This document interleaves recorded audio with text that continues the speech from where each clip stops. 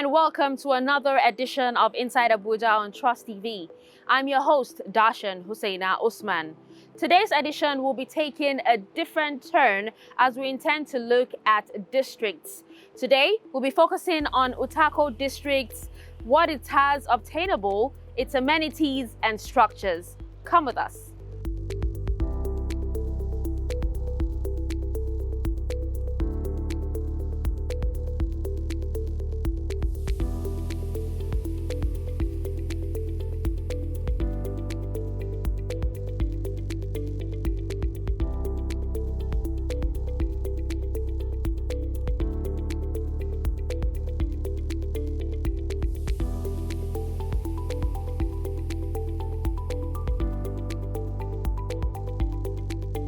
What is today known as Abuja, Nigeria's federal capital territory, was originally the southwestern part of the ancient Habe, that's Hausa Kingdom of Zazzau.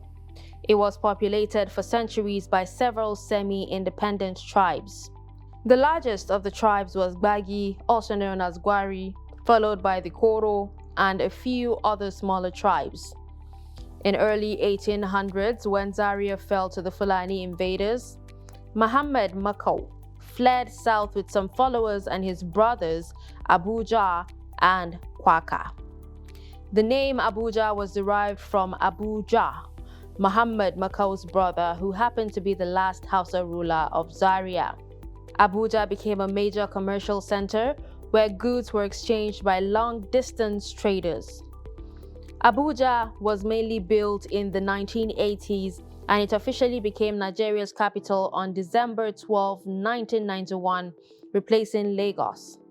Developed with the idea of a nation's capital in mind, part of the provisions of the master plans is the inclusion of adequate recreational and green areas within the city. Abuja is surrounded by numerous hills, highlands, savanna grassland, and tropical rainforests. According to the 1979 master plan, Abuja's territory has to be developed in 4 phases on an area of about 250 square kilometers, with each phase to be further subdivided into districts. The 5 districts in phase 2 all have work at various stages of completion. They are Kado, Durumi, Gudu, Utako, and Jabi. Abuja has witnessed an influx of people into the city. This growth has led to the emergence of satellite towns such as Karu urban area, Sileja, Gwagwalada, Lugbe, Kuje, and smaller settlements to which the planned city is sprawling.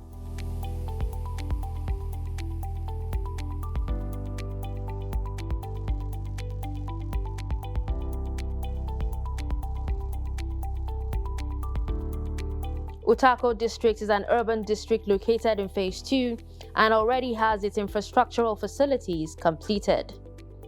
Sited minutes away from the central area, with an excellent road network linking to various parts of the city and the suburbs, the neighborhood sits directly to the northwest of the city center.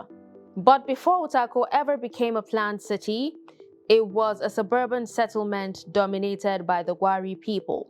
Well, the name of this village, people call it Utako, but the real name, historical name, is Kutako. But by the government explanation, they turned it to us Utako, but the full right name is Kutako. That Kutakos means foundation with a big stone. A big stone. That is where we got our historical name, Utako. That's a big song. So if you go behind the primary school there, where our people do the rifle of the community. In those days, when we used to do the normal rifle of the community, when I mean rifle, there is certain ritual of the community we're supposed to do, not ritual, other ritual you call, but the performance that we're supposed to perform.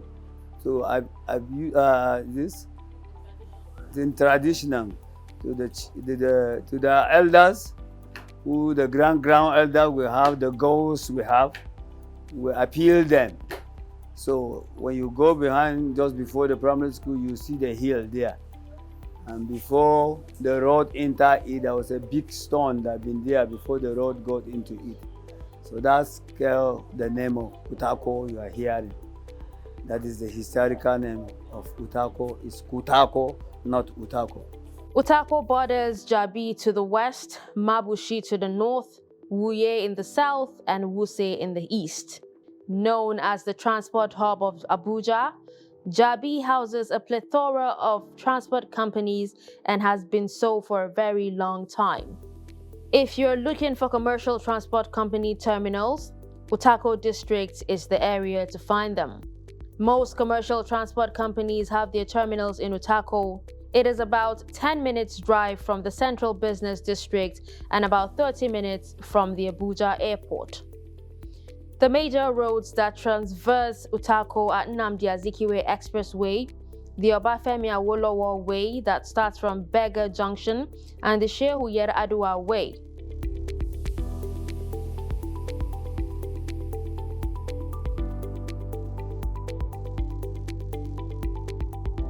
Utako is an area with a variety of home options including bungalows, duplexes, terraces, and apartments and mansions. With a variety of estates available in the area, its proximity to inner districts like Wuse makes it a sought-after neighborhood for higher income earners. The importance is one, the ambience. It creates a very good ambience for a city. You know, a city is actually defined by the kind of life. If you go to Dubai, most of these go to Dubai, Singapore, you see the way the skyline is littered. It creates a beautiful scene. So it's one of the importance of it is that, you know, it makes the city more advanced, more beautiful, and provide better facilities into the so that's one of the most as in the major issue, apart from the advantage of creating more a unit of housing. You know, let me give an example again. In Abuja before, they used to approve this in bungalows. It's no longer approved again. And why bungalows is no longer approved is this now. The demand of the land is getting more, it's getting higher and higher. Now, instead of just a family to stay, you can have 2 or 3 families. So that's why you see now, even in Cuba, I don't see that before they are born now, no longer. So the changes, as the city is developing, as demand is getting higher, you need to because it's even cheaper for the government, for example, to provide facilities in a smaller area and accommodate more people than to spread to a bigger area and accommodate less people. So it's more expensive for government, for example, now to keep pushing just for fewer people. When in an area you can accommodate maybe 10,000 people with the same amount, I go and build infrastructure for 1,000 people with the same amount. Yes, I know. You know, it's not economical.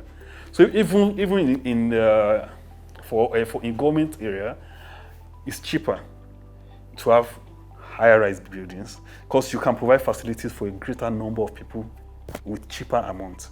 It's very expensive to build.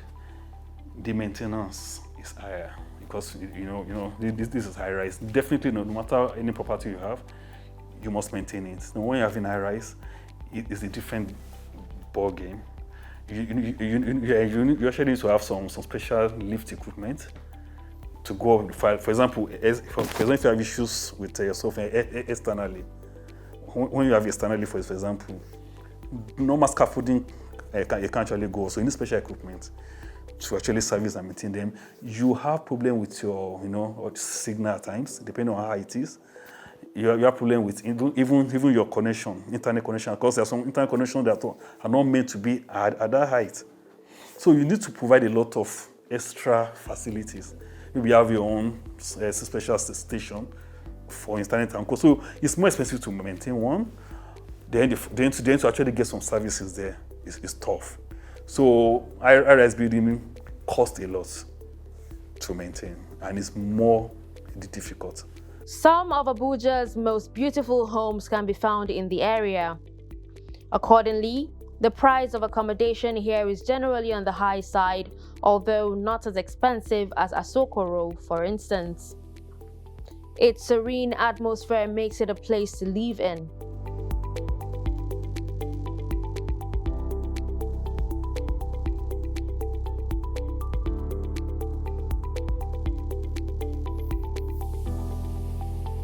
Utako is primarily a business area with so many commercial elements. Even our office, Media Trust Limited, is situated in Utako.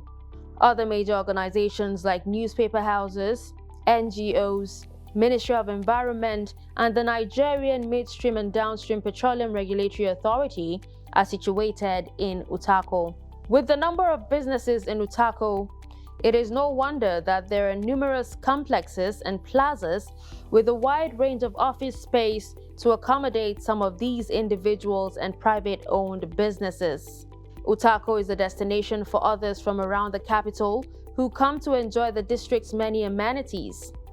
This neighborhood hosts many high-end restaurants, several hotels, schools scattered across the district, which makes it one of the most popular places in Abuja. Of course, what's a neighborhood without hospitals and clinics to medically and surgically treat and house the sick and the injured within the area?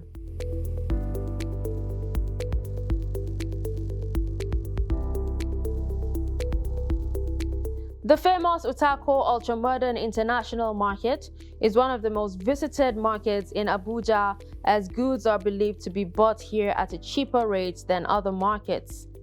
The market is situated at the heart of the district, even as the area is populated with traders and people who run food carts, especially petty traders. Utako market, the price, shop rent here is not that expensive compared to other markets in Abuja. Like in Wuse market, the shop rent there is a bit higher, but the ones here in Utako market is not that expensive. So that's why I'm here. We have shops of 400,000, 600,000, but actually where we stay here, this is outside. We have a shop, and this we display outside here too. So in the evening, we pack our stuffs inside. The market is moving, but what I discover is that people buy things, essential commodities, like things that relate to food. You know, if you look around, what I sell blenders. You need blender for cooking. I sell frying pans, pots. You know, so these are essential commodities, things that relate to food. And if you come to the market, people go for food items more. You know, people don't go for clothing the way they normally go for shoes. You know, they go for essential commodities. So my line of business is moving because it is something that relates to food and people eat on a daily basis. Business is moving fine and great. Customers are coming and they are buying very well.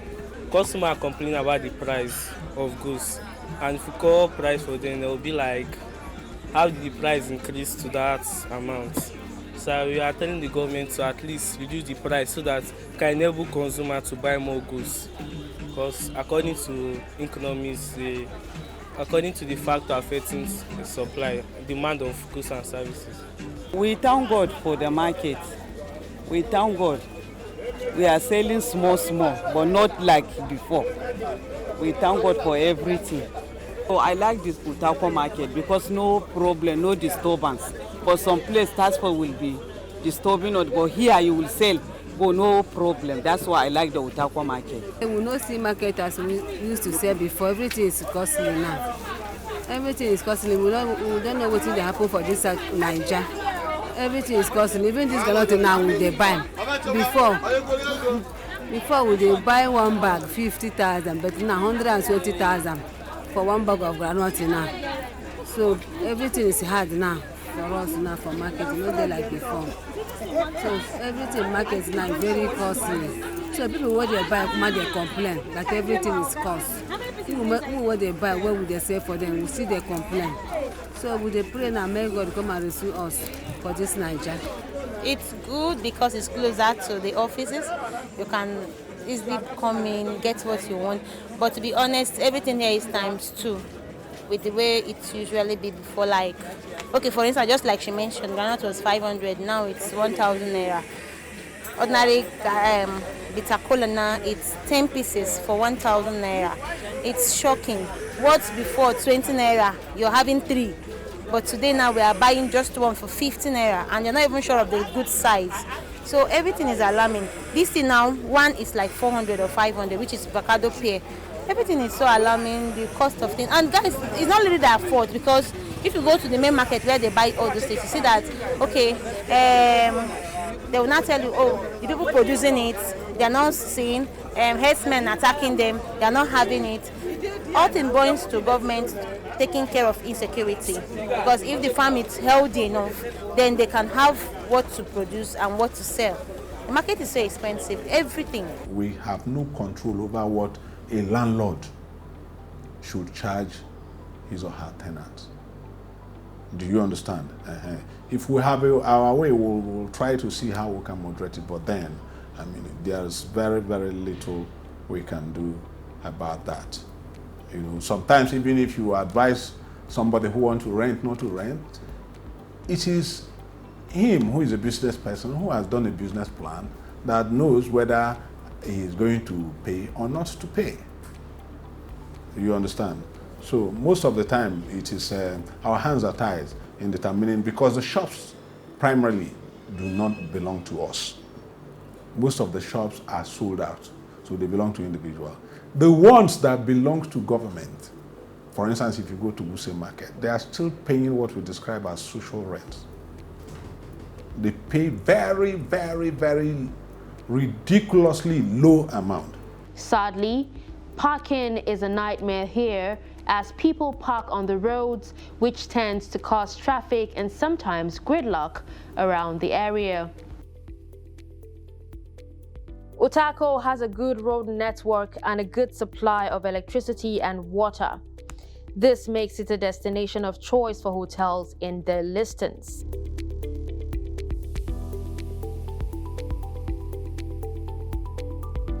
Worship centers of both Christian and Muslim faith are found in Utako, which makes it easier for residents to access for a closer relationship with God.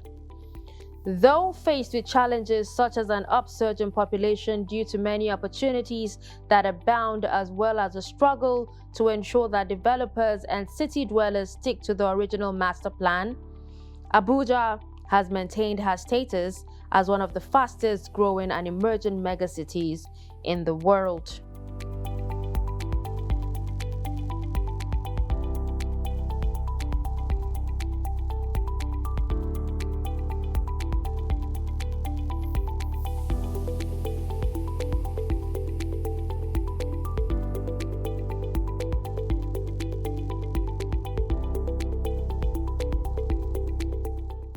Well, I hope you enjoyed every bit of this episode. Until we come your way again next time, I am Dashan Husseina Usman. Thanks for watching.